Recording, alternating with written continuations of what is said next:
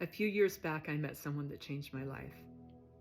I saw him on a podcast, and when I heard his story, I knew we were eternal friends. He's covered in tattoos, spent 20 years in prison. And I reached out to him and asked him if he would come and speak to the youth in detention center that I go to regularly. The first time Manny came and spoke to the youth, something magical happened. Like his story, the way he connected to them. He actually grew up in that detention center. And I asked him if he would mentor my daughter, and he ended up mentoring my daughter and my nephew and providing coaching for my family. Amazing guy, one of my dearest friends, and business partner now. Manny's story starts like this. His mother was 12 years old when she got pregnant. She was 13 when Manny was born. She was drug addicted. Manny never met his father. Manny's mom was in and out of toxic relationships, never had a home. Her life was difficult. Manny's stepfather was abusive to her and the kids were taken out of the home when Manny was 7 and put in foster care. Manny was in abusive foster homes, some of them. There were failed adoptions. And by the time he was 12 years old, he started running from those homes and was on the streets alone. He reached out to an uncle who had drugs, and he started dealing meth just to have a place to live. He would deal to people that would let him stay in their home. Sometimes he spent the night outside alone in a park. Probably sometimes ate out of a trash can. His life was really difficult, much different than mine. I can't even imagine. When Manny was 17 years old, he was involved in a drug deal with a friend that went wrong, and they shot their way out of the home. Nobody was killed, but Manny was certified as an adult and sent to prison. Now, prison can be a pretty rough place, especially for a kid from the streets who had no support, and he got involved in a gang. And then he spent 20 years in and out of prison until his daughter Serenity was born.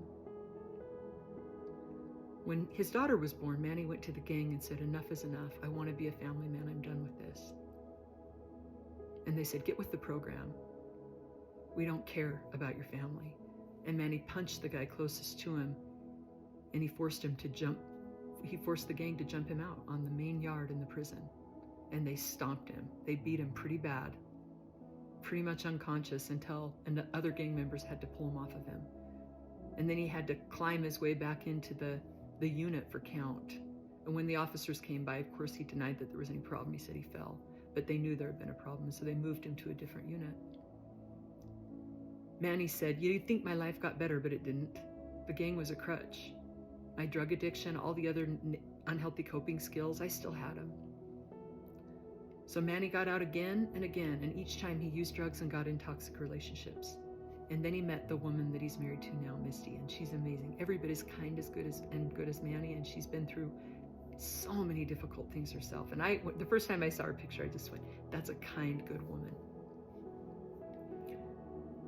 The last time Manny went to prison, he was driving on the wrong side of the road, looking for drugs.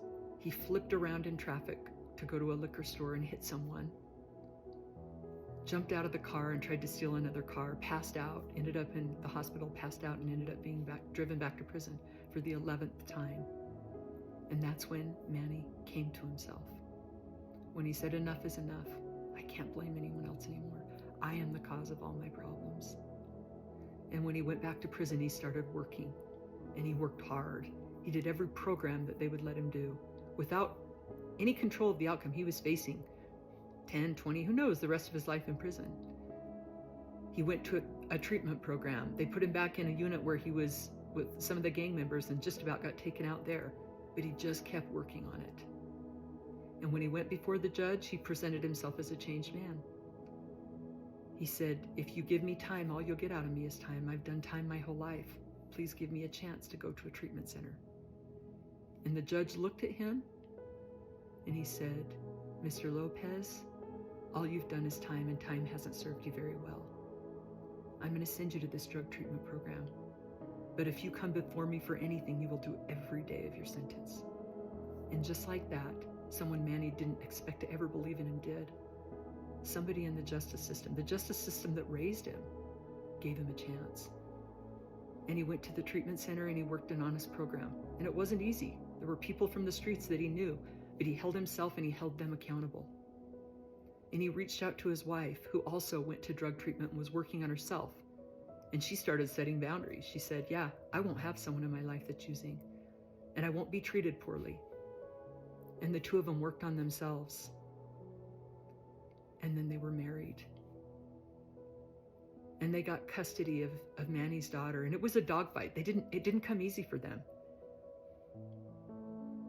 Manny and Misty moved into an apartment, got a job. They started out, with nothing, and they worked their way up and got an apartment. And the background check came back, and they told him they had to leave the apartment. Manny said that he and his wife said a prayer and said, God, you've brought us too far to just let us fail here. Please, we don't want to go back to the places we've been. And they started driving, and there was a sign in a home, and they reached out to the owner and told him their story, and the owner let him move in, and now they live in a beautiful home with their family, and their community loves them. They go to church in their community, and their community is so supportive. During all this, Manny was mentoring my daughter, my nephew, helping my mom through some really hard experiences. Manny and I both work in drug treatment, and we're both recovery coaches. Manny's in college, he'll be a therapist soon, and we have a company that we're partners in, and Manny's changing people's lives. He's changed mine. We joke, I'm Martha Stewart, he's Snoop. I'll put some pictures at the end of the video, but you can't give up on people. I had a friend recently ask me, how many times is enough? When do we say someone can't change? I said, never. Because if I had the life Manny had, I would have been where Manny was. I'd have been lucky to be where Manny was. Most people would have given up.